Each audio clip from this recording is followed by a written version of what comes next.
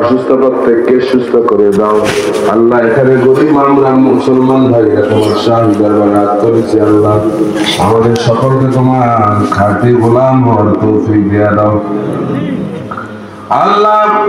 কিয়ামতের দিন মুসিবতের সময় সূর্য যখন মাথার উপর চলে আসবে, জমিনটা তামার জমিন হয়ে যাবে আল্লাহ।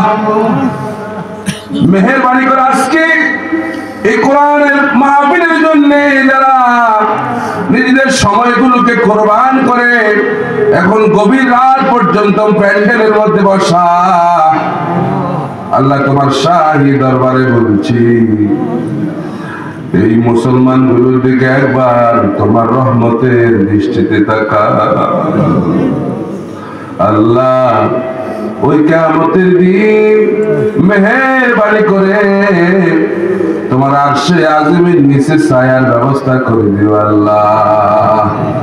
আল্লাহ এই মাহফিলে যারা দান করলো দেশ থেকে বিদেশ থেকে প্রবাস থেকে, আল্লাহ যারা টাকা পয়সা দিয়া বুদ্ধি শ্রম দিয়া যারা এই মাহফিলকে সহযোগিতা, লাইট দিয়ে প্যান্ডেল দিয়ে, বিশেষ করে কালাম মাইককে আমি পছন্দ করি আল্লাহ। এই কালাম মাইককে তুমি দিনের জন্য কবুল মঞ্জুর করে নাও রব্বুল আলামিন।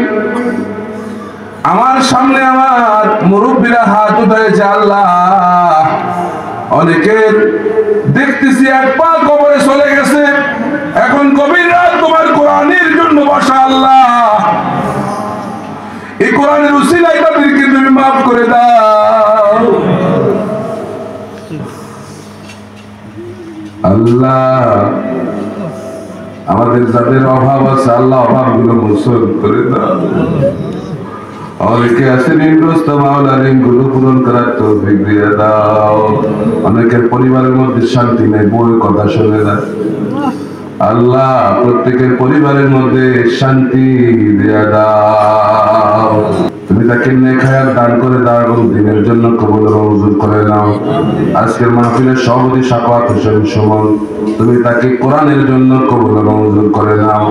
স্টেজে আমার ডানে মুরব্বীরা বসা, আমার পিছনে বসার সামনে যে সমস্ত মুরব্বিয়ান বসা আছে আল্লাহ, প্রত্যেককে নেক হায়াত দান করে দাও আল্লাহ। বেশি বেশি আমল করার তৌফিক দিয়ে দাও আল্লাহ। যারা আজকে কষ্ট করে আমাদেরকে রান্না বান্না করে খাওয়ালো, আমার মা বোনদেরকে তুমি কবুল মঞ্জুর করে নাও আল্লাহ।